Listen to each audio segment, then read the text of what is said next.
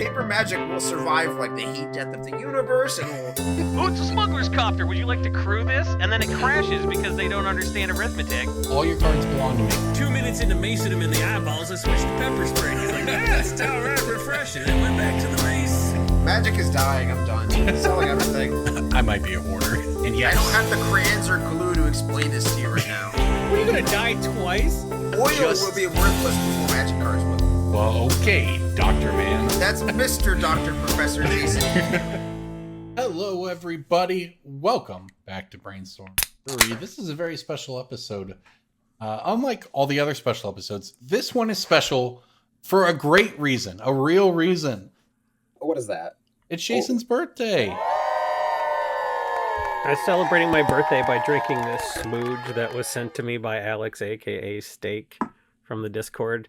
And he says, could you give a shout out to my company, Fast Signs of Grand Rapids? There are other fast signs, all those other locations. So if you need a sign fast, and it's faster to go to Grand Rapids and get that sign than it is to order from your own fast sign that, you know, them, consider. All right, I did that. I fulfilled his obligation to his employer. Thanks for the smooch, buddy, and thanks for the Patreon money. Let's hang out. They say that you can only have 2 of the 3 following: fast, cheap, or quality. What if you only wanted one of those things? Go to Fast Signs. Do you want quality signs? Not for you. Do you want expensive signs? Might be your place. Fast signs? Definitely your place. Neither fast nor cheap signs. Wait. I was trying not to mix it up, but then I mixed it up. Steak really loved the farmers only pitch, so I'm sure he'll be happy with that one. Happy birthday to me, everybody. This is actually really good, DJ. You'd like this. I was gonna say, I like that you know, that was, hey, happy birthday, Jason. Tell us what's up, man. Happy that's your birthday. Blah blah blah. How's it going? You're like, it's time to bring back the Jason got sent a beer segment. That's my favorite segment because I get good sent a beer. Good segment. So shout out to Steak, who was a subscriber at patreon.com/BSB, and welcome in to the show, everybody.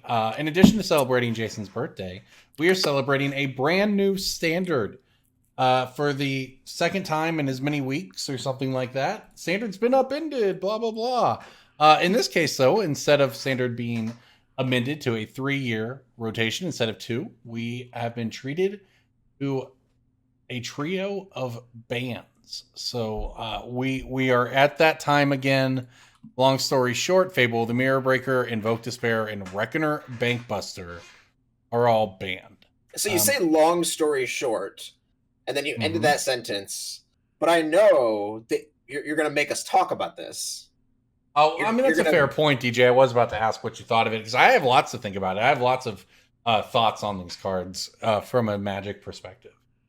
From a Magic... Oh, thank God. I thought we were going to talk about the Digimon perspective. I mean, my One Piece essay, I can just throw that in the garbage. My 7-year-old's been watching Digimon lately, wants us to get him Digimon packs. Turns out no one carries those in the city. In the city? That's where you live? Yes. In the big city? Oklahoma City is like the 5th largest metropolitan area in the United States. My mental paradigm of it's Corbin's like a house top is the 30 markets. Like, I don't... When I think of your living quarters, I think of the house from Courage the Cowardly Dog, and I refuse to let you change that. You know, I think the first time you made that comparison, it was a timely reference, and now it just dates you. Yeah, look at this boomer watching Courage the Cowardly Dog. Get any takes about all real monsters or Rugrats while you're at it, you boomer? You old... I prefer to consider myself a youthful millennial as opposed to an elder zoomer. You're nowhere close to a zoomer, bro. 96 is zoomer cutoff. I'm 94. That's okay. So you're not like, you're not even, that's why I said I am that's why I said I'm a youthful millennial. You said I like to consider myself, as if you had an option in the matter. Corbin, you can be whatever you want to be. Yeah, that's true. If you're restricting yourself to those cages mentally, that's on you. That's true, See, man. Corbin told me before the cast that, like, we have a lot to talk about, and he's got kind of a soft out, and then you're spending 5 minutes on the bit. I just want to let you know that I'm the one who's not doing bits. This is not a bit. This is not a bit. That's the point. It's a bit annoying. A bit would be plain the Shaheen Sarani clip from 2016 where he says Smuggler Copter is not going to be any good. And now they've banned Smuggler's Copter again in Standard. That would be he a also bit. liked Tulsi Gabbard, so he's made some questionable choices. All of that aside, yes, a Reckoner Bankbuster getting banned reminds me of Smuggler's Copter. It's a 2-mana artifact, 2-mana vehicle that gives card advantage in the form of a colorless card. So it's out the door. Not shocking. Fable the Mirror Breaker is interesting. It didn't even have there's a couple things. It was in 65% of the decks at the Pro Tour. All right, that's one stat. You're like, yep, easy ban. On the other hand, it didn't even have a 50% win rate last weekend in the last set of big tournaments. So could the metagame adapt to it? Yes. At the same time, do people want to play against it for another year? No. And that leads to the third ban, Invoke Despair, which most obviously reminds me of the Emrakul the Promised End ban, where the card is banned somewhat on power level, but also on because of the fact that it just feels really bad to have this card be good against you. There you go. That's my 2-minute take on Standard bans, everything you need to know. Love it. It feels bad to not win. Well, look, Invoke Despair, target opponent sacrifices a creature. If they can't, they lose 2 life, you draw a card. You repeat this process for an enchantment and a planeswalker. The big deal here is that it gives black access to enchantment removal. Yeah, and just, and card advantage all in one, right? It just does everything. So now it is kind of one of the only ways, incidentally, that could cleanly answer a Fable. In this, it costs more mana, blah, blah, blah. It's not easy, but it could sort of deal with it. So all of those going makes sense. Esper Legends is a deck that was untouched here. So from a financial perspective, and I think this is going to matter heading into the fall with rotation. I think that there's I guess there won't be rotation, but the next influx of sets, I think that along with the whatever standard tabletop programs Wizards is going to announce, could matter in a financial sense. So Esper Legends is the deck most likely to benefit. That said, this is Wedding Announcement is the other card that's likely to benefit. So if you're looking at shells around those. That said, Atraxa decks and reanimating Atraxa with Cruelty of Gix remains pretty popular. So this is going to rip the metagame wide open in Standard, and is actually going to be some financial opportunities. So I know DJ and Jason are probably not going to be grinding the Standard queues, but I'll keep an eye out on it over the coming weeks. Once you brainstorm brew a deck, keep like we used to. Remember that? Remember that on air? Remember that on segment? Air? Yeah. So, and a listener sends in a card or a combo on air. We brew a deck. Does that sound fun? Doesn't that sound like people want to hear us do? Does it sound like we should name the podcast after that segment? Hey, it's a good name, man. Is it? Yes. Or is it just, it's good that we have a podcast and that's the podcast's name? It's good because the alliteration is there. It's good because it lends itself to good logo and design. It's good because it has a great abbreviation. Good for all these things, man. It is the same abbreviation as BattleBots. No one calls BattleBots BSB. No, BB. Now, the fact that Backstreet Boys exists, now that's a little bit more of an issue, but they're going strong in 2023 just like us. I heard Backstreet's back. Did you? Did you hear that? All right. That's a good bit. I wonder if DJ even got that. Nah, he's too much of a boomer. Somebody out there got that. You know what another good BB is? Battle Bond. What does this mean? Breaking balls. Breaking ball. Breaking ball. Breaking bulk time. Breaking bulk time. Break. Oh, yeah, Breaking Bulk. There's so much good stuff. It's a pick. Breaking bulk. The end. Breaking Bulk is an incredible segment name that I believe yours truly came up with. Yeah, in fact, it was me. You're right. That's what Breaking Bulk is. It's a segment where DJ makes up the rules every time, so I'm not going to explain any rules. We pick cards and make each other guess them. Go. Have a Jumpstart 2022 common, and it's green. It's not the original printing, but it's the printing that's worth a lot of money. It's the original. Oh, what? It's a reprint in Jumpstart 2022. The original printing is Ikoria, if that helps you. Ikoria to Jumpstart. Oh, yes. what were the green things in Jumpstart 2022? Didn't really touch any Jumpstart 2022. The Ikoria one is kind of worth a little bit of money, but not really. As you say, is the Ikoria one a pick? Barely. What's the rarity in Ikoria? Also common. Is it the Bushwag? Is it the fight thing? Oh, Jason. The fight thing. What's it called? I don't know. It is better than a fight card because that is how power creep works. But I'll give it to you. Ram through. Yeah. It is a one-sided fight card that also lets cool. the damage trample over if your creature has trample. I taught Lily how to blow me out with that card. I wouldn't say that she did it, but I instructed her to. Yeah, that card's great. It was there was a time, and if I recall back to Standard, it was a thing, and it was like mono green. You could play like Castle Garenbrig and Yorvo or whatever, or you could splash blue for Oko at that time. The Ikoria one is 36 cents, so not exactly a huge pick, but the Jumpstart one is roughly $4, and that just speaks to the supply of Jumpstart. It's not even an anime art, so a lot of the cards from Jumpstart 2022 that are worth money have the anime art, like the Stitcher Supplier or the Fatal Push. The Jumpstart version of Ram Through does have alternate art, but it is not any sort of cute anime waifus dancing or anything like that. It's just different art and different. Is that why it's worth money though? Right? Is because it is actually different. I think it just speaks to the supply of Jumpstart. Well, right, but if the card had the same art, if it was just an actual reprint, it wouldn't be worth $4, right? No, but I mean, I can't really see. But how much of this is like your Roku picked it because like no one's selling these on TCG Player Direct? Like, is it $4, or is it listed for $4? Let's check the completed sales. We can go to the Jumpstart. Yeah.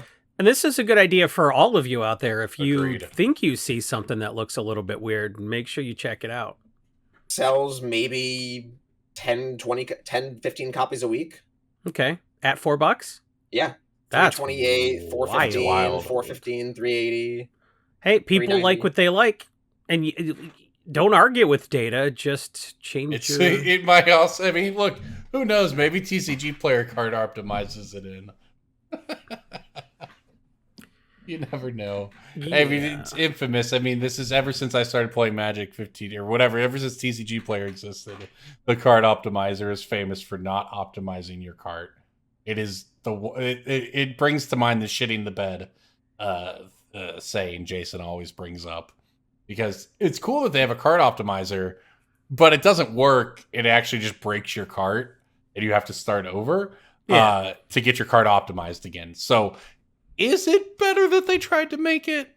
I don't think so. Shitting the bed is not better than not shitting the bed. But at least they tried. Why don't you guys try to guess this green uncommon from Stronghold that has a second printing later?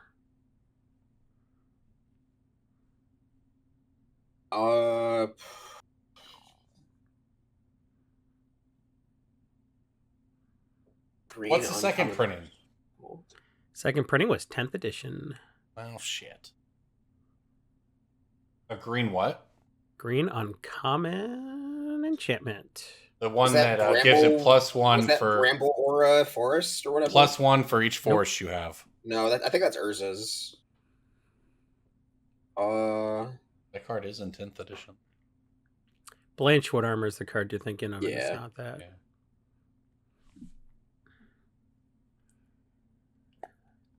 Constant Mists. I don't think that's it. $4, Douglas. It's not Constant Mists. No. You said 10th edition, not M10? 10th X, the big X. Okay, 10th edition. Yeah. A green uncommon. Variety. You guys give up? No.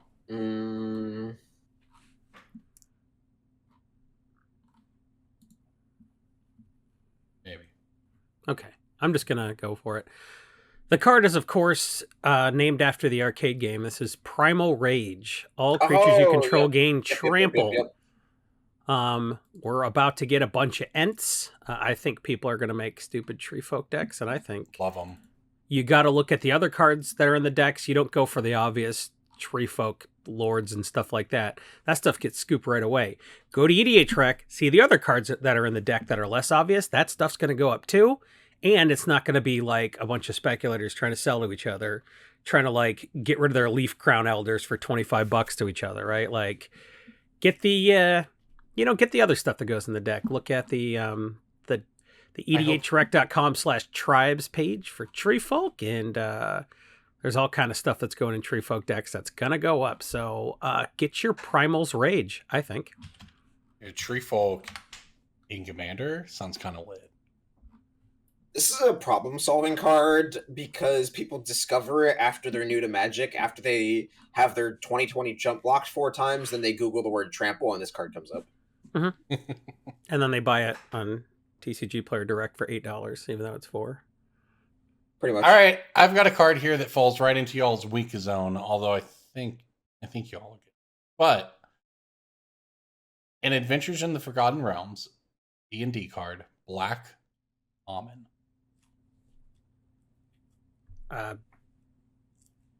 Is it Deadly Dispute? Yeah, I was like, is it the reprint of Deadly Dispute? No. Does it make a treasure token? No. Is it bigger than a bread box? I hate JJ does that whenever we play that stupid game, and I hate that question. Why would you play 20 questions as adults? It's some it's some I don't know, man. Some party game. It's played in a group. Is it bigger than a bread box? Yeah. Can it fit inside a bread box is what he asks. To narrow down to how, But it's just really just dumb. I don't know. What's a bread box? I got nothing, Corbin. Like, what the hell's a bread box? It's a box for bread, you idiot. Yeah, everyone knows that, but no one knows what it is. It's a box where you put your bread so it stays fresh. But there's not a standardized side for a bread box. Yes, there is. Bread. It's the width of a loaf of bread and the height of 2 loaves of bread. What if I take a different box that's larger and I put my bread in it and I store it in there? Not a bread That's box. my bread box. That's a bread box. Is it? So when we then say, would it fit inside Is it bigger a bread than all box? bread boxes? Get the out of here, man. Everybody knows a bread box is the width of a loaf of bread It's and like the height of 2 loaves of bread. It's a standardized Americana unit of measurement. Like, you're not winning this one. Yeah. This is America. We measure stuff in how many football fields it was. It was new to me. All I'm saying. Okay, And it's an unhelpful question. Corbin, what is your card? Oh, yeah. DJ, you give up as well? I'm going to be annoyed just like I was when Jason said his, but yes. You should be. This card's almost $2. It's Feign Death. Oh, God damn it. Yeah. I know this set, was this too. picked recently? I don't think so. But you Calling can a sheet find check. out. It's me, check. sheet check. I'm throwing a flag Judge. on the play. All right, what do you define as recent? Last 2 months, 3 months? 2 months, I think, is reasonable. All right, it is not recent. We're doing a sheet check. I did the sheet check. It has not been picked in the past 2 months. What is the This most Corbin is a recent date this card was cheater. picked? January 16th. Okay, that's fair. More than 4 months ago. Our listener base has doubled since. You know how it takes 7 years for every cell in your body to, that's how it works for us for sure. Yeah, every 7 years, every cell in your body changes over. So you're technically like a ship of Theseus every 7 years. That's how our listener base works. Sure, man. It's an average of 7 years. It's not like every 7 years you wake up and you're like, well, time to have a new immune system. I don't know who to give the victory to in that breaking bulk. Right? Did everybody stump everyone else? The victory goes to our listeners for learning about such great new cards to pick out of their bowl. No, I won because I said the fight thing and DJ was feeling charitable. Yes. I was just I don't know if that makes us all winners or all losers, though. It makes just me a winner. I don't know that it makes you a winner. Okay, so I got 1, you got 0, DJ got 0. He gave you a participation trophy. As the millennials, who has the most participation trophies, Corbin? Is it you or is it me? Is that what we score on? Yes. And then Jason wins. I thought that segment went really well for me. I think it should be a new one that's like degree of difficulty. Right? Like stumping people with a 50-cent card is objectively easier than stumping them with a $3 card. Yeah, and I stumped you with a $4 card. I agree. It was good. I only had a $2 card that I stumped you all with. DJ had a 37-cent card. We just talked about how the Jumpstart version of mine. Oh, yeah, dude. The super secret token version of the things, definitely, it counts, yeah. His Roku picked it, all right? Speaking of, have you ever had your Roku remote broken, or in my case, the child takes it and throws it across the room and the batteries go flying, and you use the phone app? Okay, did you know that there's a Roku phone app? Okay. Sure. I'm sure there is. There's an app for everything. Sure. Follow me here. It's a Roku phone app. It's just like having the remote on your phone. Okay. You can press all the buttons. And it worked like that for years. Thank you, Jason. That's the attention that I demand for this story. Tell me more.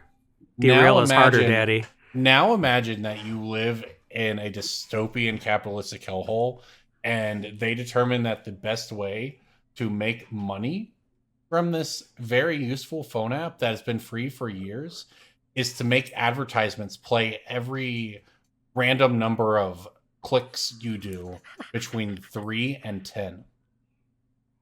So you're trying to scroll through your menu.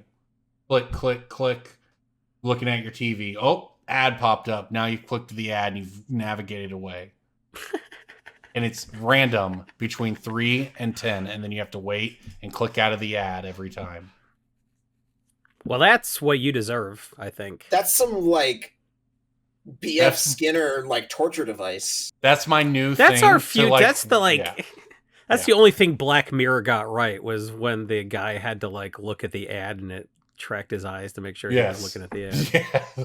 Well, that's the only thing Black Mirror got right. That's what I want to wish on, like, my worst enemies now. Not that I, have many enemies, but that's what I would, is for, like, your favorite movie. Corbin, if you don't have an enemy, I'll be your enemy. I'll bear that cross for you, okay, bud? Okay, Imagine Dragons. You have enemies within our listener base. Like, you don't know, but you do. You don't get to be the person that decides if you have enemies. That's right? You don't get to choose that. What does that mean? Other people decide if they're your enemy, and then you find out. Do you have enemies, DJ? Probably. All my enemies are mutual enemies. I have some enemies that I'm aware of, and then I'm sure that I have some I don't. What if you have a one-sided enemy? Is it an enemy or a stalker? It's a hatred. It's a stalker. No. It's a felony. You shouldn't be... Nah, man. That's not it. You're getting so far off the beaten path here. You guys are trying so hard to be me, but I'm here. You don't have to do that. I was going somewhere with You're both trying to be me. Just let me be me. I have a story that I've been holding on to because Stop trying to be Corbin. I'm also not kidding about having a story that I've been holding on to. I'm going to be Ryan and fall asleep. Anyways, it's just torture, and that's sometimes what it feels like playing DJ's rules on Breaking Bulk. I think that's where we were going with that. Sure. Boom. Okay, Nemesis. Nemesis. Do you know what a Nemesis is? A magic set from probably before DJ was born. All right, let's move on to this Mark Rosewater quote about the bannings in standard. Now, keep in mind, there was this incredibly fake post that went around claiming that there were like 8 cards going to be banned in standard. And Well, my dad works at Nintendo, and he said... Yeah, I don't remember if we talked about it on this cast or not or yet, but it was terrible, right? Like, I cannot believe that people fell for that one. It didn't even have, oh, I found it. It just said, like, oh, these things are known, right? Like, it literally just had the ultimate boomer meme energy. And it was shared anyway. And people bought it, ate it up. Just for the record, Andrew Brown writes the ban announcements. The leaked ban announcement had the European spelling of the word color in it, among other things. Like, come on, people. You don't have to be a 72-year-old boomer on the internet clicking share to a anybody Facebook group that with shared a fake that. I'm ass just thing. gonna like tell them I'm a Nigerian prince, like for real. Seriously. Like, well, that wasn't the real ban. Well, nevertheless, it's what they would have done, just so they still case. suck. Just in case. It's got like, share this or else you'll be cursed for 7 days. Just send it to 5 friends. I'm just sending it just in case, you know. You did see that the person came out on Reddit and said it was me. Paste this on your Facebook wall so that Mark Zuckerberg can't take your rights away. Yeah, the villain came out and admitted it. Said they just wanted to get attention on it. To make their player base's feelings known to wizards. This is where we need the soundboard. All right? Come on, Craig. A 35-second fart would be awesome. The question posed to Mark Rosewater was this. Banning cards is necessary, but it's always a sign that something went wrong. I'd like to suggest a post with article with lessons learned from bannings. What was the goal and story of Fable the Mirror Breaker's design? What went wrong and what's the lesson learned? Mark Rosewater says, cards being banned aren't always a sign that things went wrong. We could make a world where cards never got banned by never pushing boundaries, but we don't think that would be as fun of a game. I truly believe if nothing ever gets banned, we aren't doing our job properly. We're supposed to come up to the line, which occasionally means we step over it, as where exactly the line is changes based on so many conditions. Is that a non-answer? Or is that something that if mollifies you if you're someone who, you know, got burned on your Rakdos stack? It sounds like he's apologizing for making a racist joke on Twitter. Like, oh, the line where the line is changes. There's so many factors that go into whether or not you can say the N-word. I don't know. It sounded like a non-answer. I think he's right. I think it's also hard to post on social media when you're the public face of a business, but I think he is correct in general, and it is better to try to push a few cards and then make mistakes than not be ambitious about it. See, here's the thing. Mark Rosewater's job is to ask the question a reasonable person would ask after being prompted by a post from an angry pissed baby. And to, like, give an answer that will pacify the angry pissed baby but still give, like, adults information is a real skill, and I applaud him because I cannot do that. I mean, that's reasonable. Yeah. It's a tightrope. So, yeah, and here's the thing about the way the bannings go is you have to understand it's literally, and I use that word in the literal sense, impossible for wizards to predict the outcome of everything that they do. No amount of internal testing or teams, no matter how skilled or passionate or anything they are, is going to be able to replicate what the real world does in a couple of days. So you're just not going to notice, right? Things, you just can't help things, right? Like, that said, it seems like the lesson that gets taken away from broken cards in Standard is often not learned, which is cards that get changed late in design, right? They get pushed, but they don't get pushed early. They get pushed late, and they don't get properly tested. And you end up with a card like Fable, or maybe even Invoke, where it's just a little too good. I'm still very curious as to what how they tried to nerf Fable, because the rumor mill is that Fable was a last minute design change, which I get, but they tried to nerf it and that made it better. So I'm wondering if it was. I've heard people say that it swapped the abilities. This is all speculation, right? But I've heard people say that maybe it swapped the first and second chapter. I also think that it's possible that the 2/2 making a treasure on attack was different than making a treasure when it came into play, but it made it stronger because it became repeatable. There's a couple that probably makes there. the most sense, I think. Mm-hmm. They wanted to give it less immediate value, and it provided more recurring value. Yeah. I mean, that's an idea. I don't know. I think that makes the most sense. Yeah. Invoke Despair is the interesting one, right? Because they said in the ban article they wanted to push a Punisher-type card, and that's something that they famously stayed away from in the past. Risk Factor was the last good one. Yes.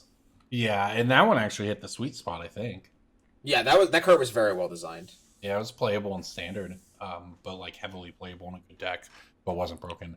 What's the famous one? Browbeat? Browbeat is one of the original ones. Yeah, that litmus was a test. bulk. It was a breaking bulk for a long time too. Yeah, the newer players. We always use the word newer. I don't know. Vexing Devil's the other like really, really popular one. Vexing Devil. Dude, Vexing Devil's still sweet. I'm not gonna lie. Vexing Devil rules, man.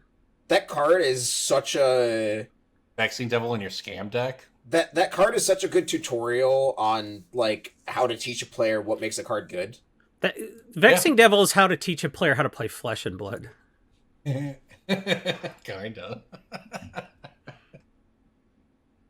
Kinda, yeah. But I think it's cool because it actually goes through an arc, right?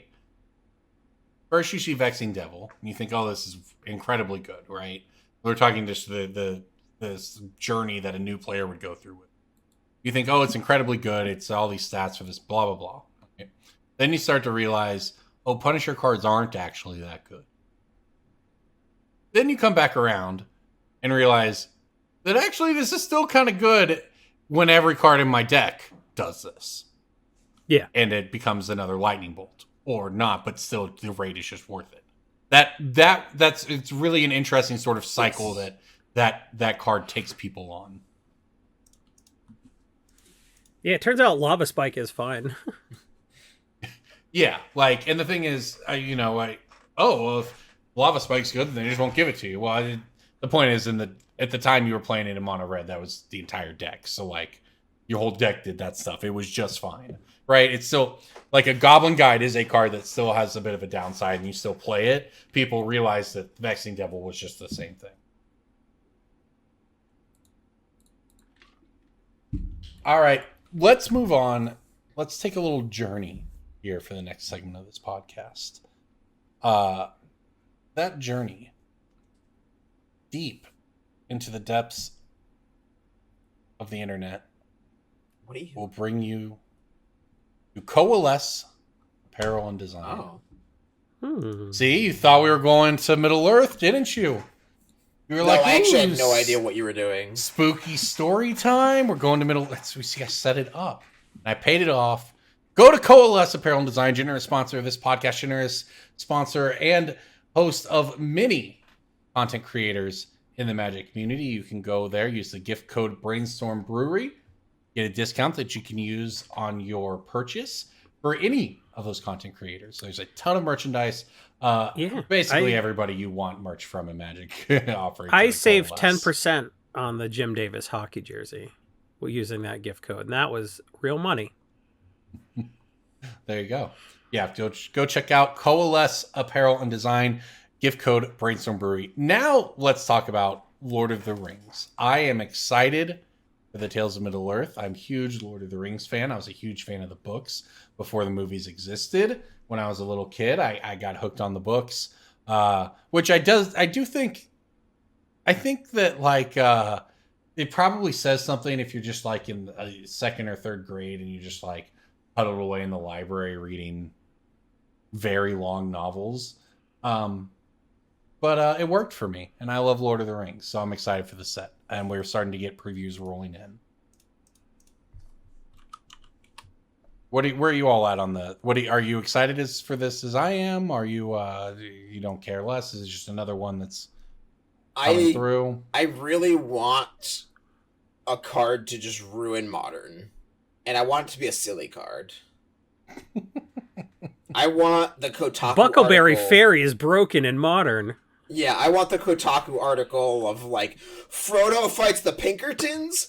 Question mark. Like I want something spicy to just come out of this and bring more, and I want that to be used as a conduit to bring more people into the game. My motivations are not entirely capricious. I am very, very I'm a very big fan on the thesaurus today. I'm a very big fan of like bringing people into Magic through other realms. I love the Secret Lair Walking Dead. I love the Transformers, the Street Fighter. I love all the integrations that are just good ways to bring other people to Magic who might not have ever touched it before. And I think that the Lord of the Rings set is going to just contribute to that even more. I mean, I agree overall. I think it's certainly going to do that. They have secret lairs for this. I don't know what they'll look like. If it's going to be the full commander deck kind or just the some number of cards kind. But I'm excited for that as well. What do either of you like? Do either of you have any attachment to the design of the characters? No. Sad. This is just my thing then, huh? It's whatever. I think Gollum's pretty cool because you get to riddle with him. That's pretty sweet. Like some of the stuff's pretty cool, but like if it's not playable in EDH, I don't care as normal because I don't have the bandwidth to give about 1,000 extra cards every 3 months, you know. Yep. Here's one that I'll ask you if you think this card matters, Jason. Is Fervor a playable card in Commander? Fervor? Regular Fervor? And that just in Fervor's variant playable. So there's a Rising of the Day, the 3 red enchantment in Lord of the Rings. That's an uncommon. Creatures you control have haste. Legendary creatures you control get +1/+0. I'm a very big fan of Fervor. Fervor is in 28,800 decks on EDH. Okay. Right? Well, there you go. And get when 3 other people take their turn before you, haste is even more time-walky. Yeah. If 3 people have a chance to kill your commander with a Wrath of God or with something like that, I just want my commander to have haste so it can do its... I want all my stuff to just be able to do the thing immediately and have an immediate impact. Whether it's tap effect or attacking. Like, you're going to kill my Krenko Mob boss, but not before I use it. Yeah, exactly. Garth One-Eye is one of my favorite commanders, and having haste is very important to make Black Lotus with immediately, so that you can just play him again with that Black Lotus and pay for the commander tax, and then be able to make more Black Lotuses. That makes sense, yeah. I think haste is one of the most important keywords in Commander. Interesting. It's not one that I tend to value pretty highly, so that's... Concordant Crossroads is busted, bro. Well, it feels to me like Concordant Crossroads usually gets used in a broken way. It's not just sort of like, incidentally... I have this thing. It's more like, oh, my Concordant Crossroad gives all my elves haste, and now I combo you out. I mean, my Breaking Bulk was a green Fervor, right? Yes. Primal Rage is like the same thing. Which means they probably tested Fervor at a colorless and a red, and it was too good. So then they felt they needed to give it upside at 3. It's interesting. There's also what you mentioned it earlier, but Legendary Treefolk coming from this set. Big fan. My pick of the week is based on Tweefolk. There's a 6-chapter saga. Have you seen that? It's cute. Long list of the Ents. It's a saga so long that they cut it into 3 movies. Note a creature type that hasn't been noted for long lists of the Ents. When you cast your next creature spell of that type this turn, that creature enters the battlefield with an additional +1 counter. It costs 1 mana, which is pretty cool. Also, I just want to say, this feels like a conspiracy mechanic. What? Note a creature type? I guess, That's been a thing before. Kind of. Has it? I mean, Has Garth it? One Eye. I mean, it's kind of Garth One Eye again makes a card, and then you can't use that same card. So it's like you make Black Lotus, and then you can't make Black Lotus. Then you make Shivan Dragon, then you can't make Shivan Yeah. Dragon. Like, I mean, there's cards that say choose one that hasn't been chosen before. yeah, it's the same thing, right? Guy who only has a Garth One Eye deck says he's getting some real Garth One Eye vibes from this card. So I guess it's interesting that it says no to creature type then instead of choose a creature type. Because if it said chose, I wouldn't have. Anyway. It's a long list of Ents. Uh, Can't say the name twice, you gotta start over. it's worth noting that there are a lot of box topper reprints in this set. We're currently talking about the new cards and the new designs, but we have Homeward Path reprints, Cavernous Soul reprints, Rings of Bright Hearth, the Ozolith, Yavimaya Cradle of Growth, Old Boseiju, Cloudstone Cure. There's a lot of $10, $20, $30 cards in this set that are box toppers that will reduce the price of some of these very expensive staples. Yeah, but they're inserted in a way that the rarity doesn't really matter.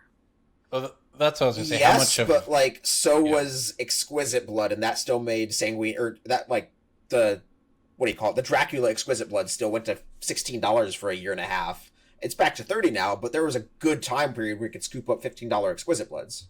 Sure. And I think the same can be said for Minamo's School at Water's Edge. Some of these I don't think will be impacted too much. Well, that was my question. Is there going to be enough of this out there to really impact the price on a really popular card? For instance, is the special version of the Great Henge going to make a big difference in that card's price, or is it just going to create another expensive version? I think that we'll see a good amount of pressure on some of these cards that are just expensive because of a combination of scarcity and demand. Great Henge is a hard to find card because it's only been printed once since 2019, and it's also just one of the most popular green cards in the format. So there's so much pressure on this, and I think Exquisite Blood is the best comparison we have here, where there are some people who cringe and I don't really want the Lord of the Rings one, but I'm gonna play it because it's $20-$30 cheaper. Same with the weird squiggly art Craterhoof Behemoth, kind of the same vibes. The art for that, the child-drawn Craterhoof Behemoth is a lot cheaper, but it still sells a ton of copies because it is still a legal version of that card. Mm-hmm. And even if these box toppers don't match the vibe of the rest of your deck, I think a lot of these will be the cheapest version of what you can get. Yeah. Okay. Interesting to say. I am excited for Fangorn Forest. I mean, these are the versions of cards that I want. The real question is, do I replace my foil Minamo in my Merfolk deck with Dolem Roth? It's also worth considering how much the box topperness of these is tied to people opening the One Ring, or people being able to open the One Ring. You think so? I think that if the One Ring gets opened, the amount of collector boosters that gets purchased takes a nosedive. Yeah, I kind of hope whoever finds it sticks it in a chest for 100 years.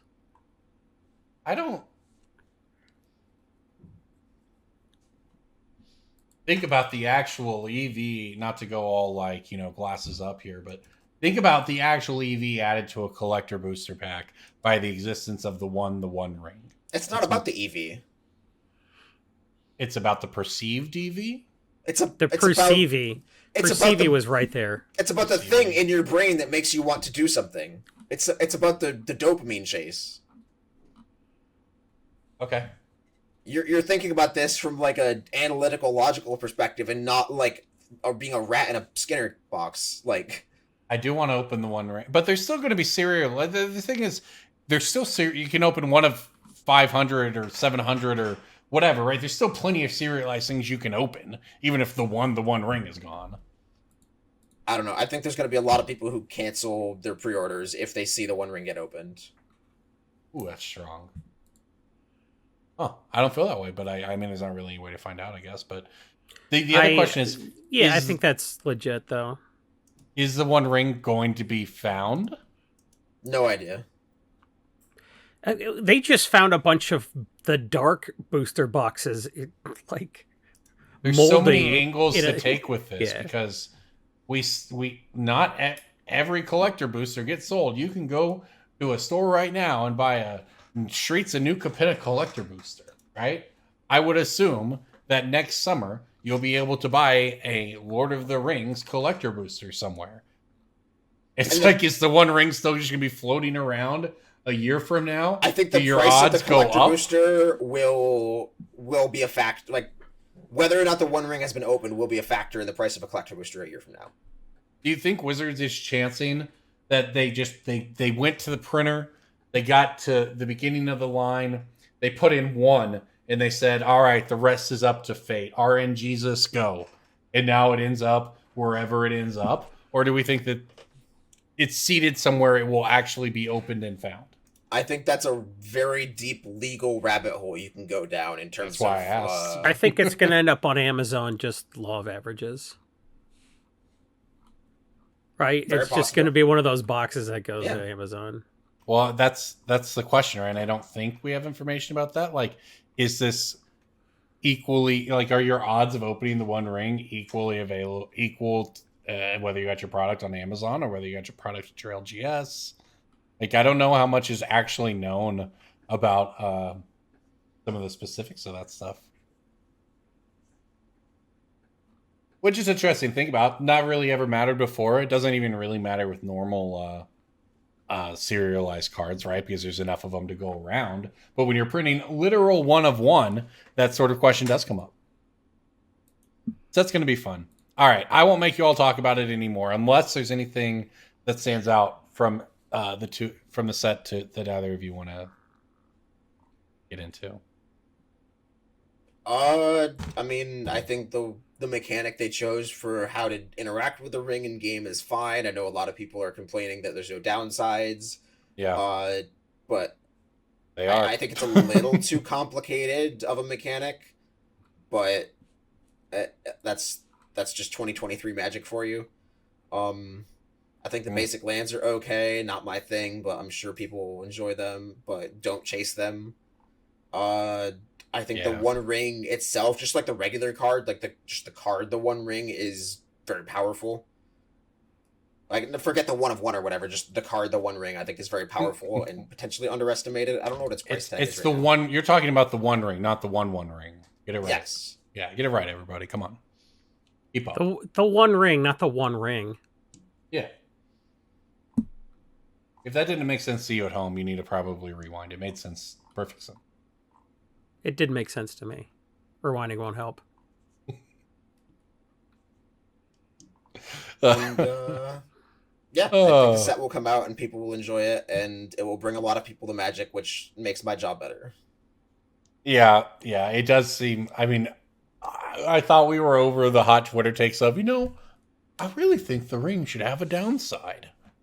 But no, it's going to be everywhere, and as the set comes out, and maybe people are right, maybe they're not.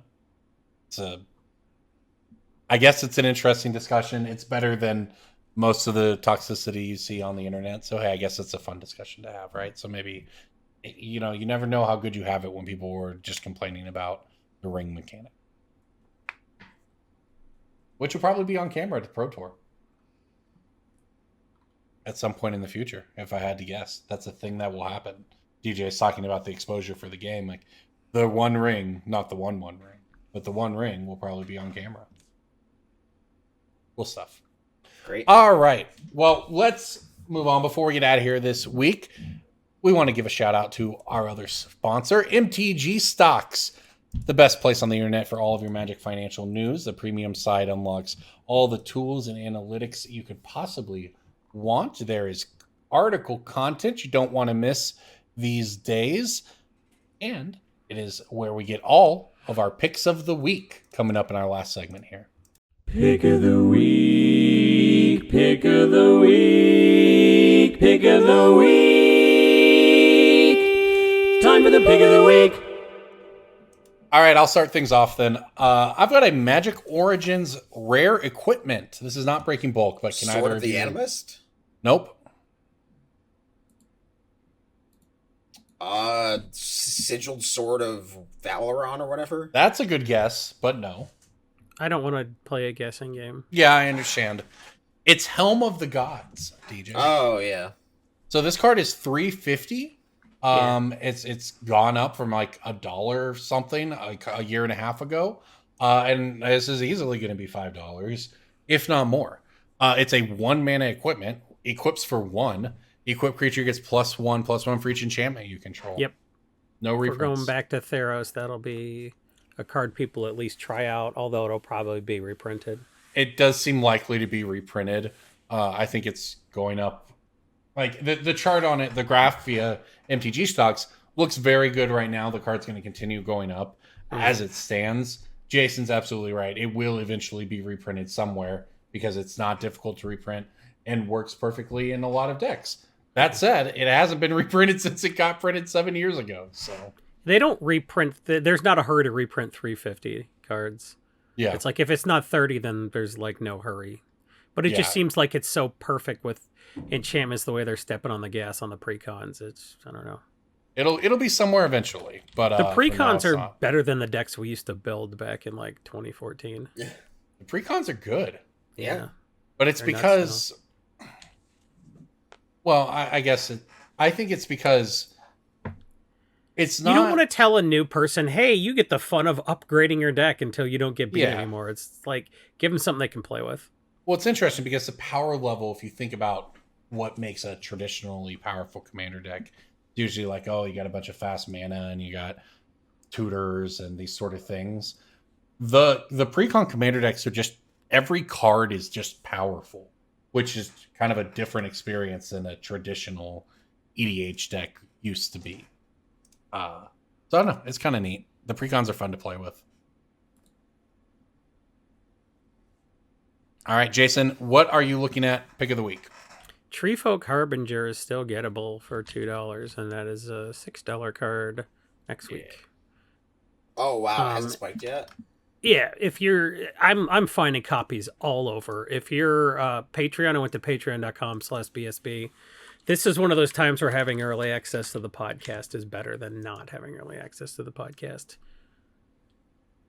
Because I found a lot of copies of Treefolk Harbinger still under $2. Stack that Skrilla. This card hasn't been never reprinted ever. Nope.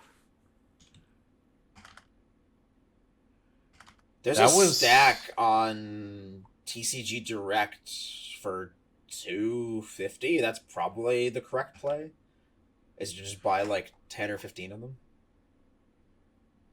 I think this pick's great.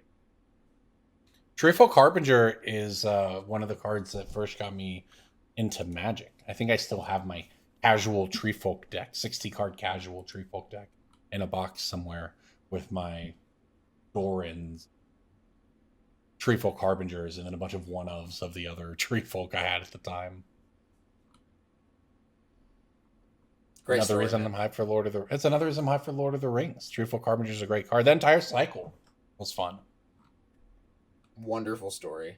My pick of the week is from Ixalan. I don't know if we're getting pirates, but if it is announced that we're getting pirates, you should own somewhere between 4 to 8 copies of Admiral Beckett Brass, and then just sell them when they spike. The card famously spiked a couple years ago in the face of Pirate Stompy, I believe. Mm-hmm. That was some kind of grand mass hallucination that happened in Magic. It was a psyop. That's a good term for it. Yes. Admiral Beckett Brass is still like $1 ish, and if it starts to sniff around that we're going to get some pirates in Ixalan, it is called Caverns of Ixalan, and I believe this entire set is underground. So I don't know if we're getting underground pirate explorers or whatever. I don't know what we're getting. Goonies style. But if we do get pirates, this is not going to be a card that will be reprinted in the main set. If the character might be, but it would be a different version. So it's a mythic from 6 years ago, 6 or 7 years ago. I always wanted to build around this card, but it's too difficult to actually trigger its ability. So coming up this weekend, DJ and I believe, will be at DreamHack. Jason is doing whatever Jason does in Michigan when there's no DreamHack. And it'll be fun for us.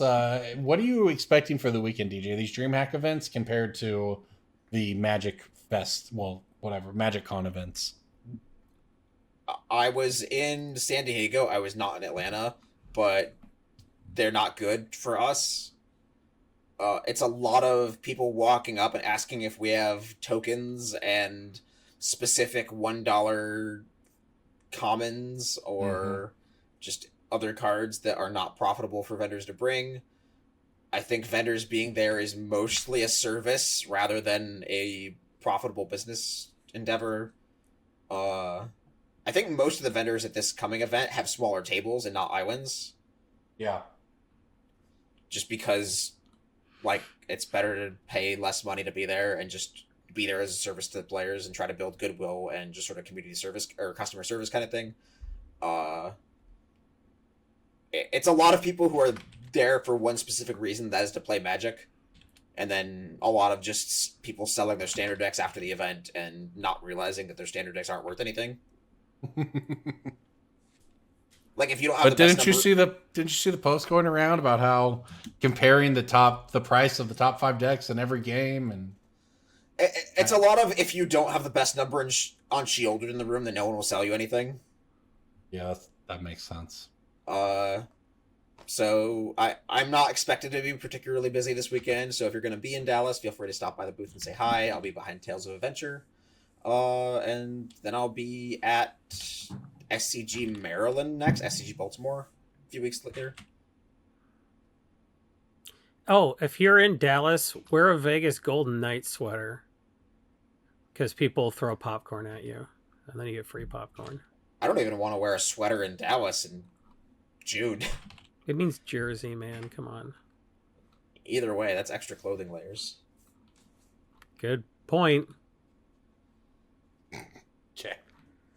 Oh. Well, I'll see you there, DJ. It should be fun. I'm looking forward to it. I will be some kind of hybrid coverage / just hanging out role. Question mark? I don't know. It'll be an adventure, and it will be a good time. So everybody, if you're there, come up and say hi. And if not, we'll catch you at the next show. Thank you for listening, everybody, to Brainstorm Brewery. Thank you to all of our patrons who help us out, make this all possible at patreon.com/BSB. We cannot thank you enough. Shout out to our editor, JJ, who's got his work cut out for him this week. We appreciate it. And thank you, all of you, for listening. We'll see you next week.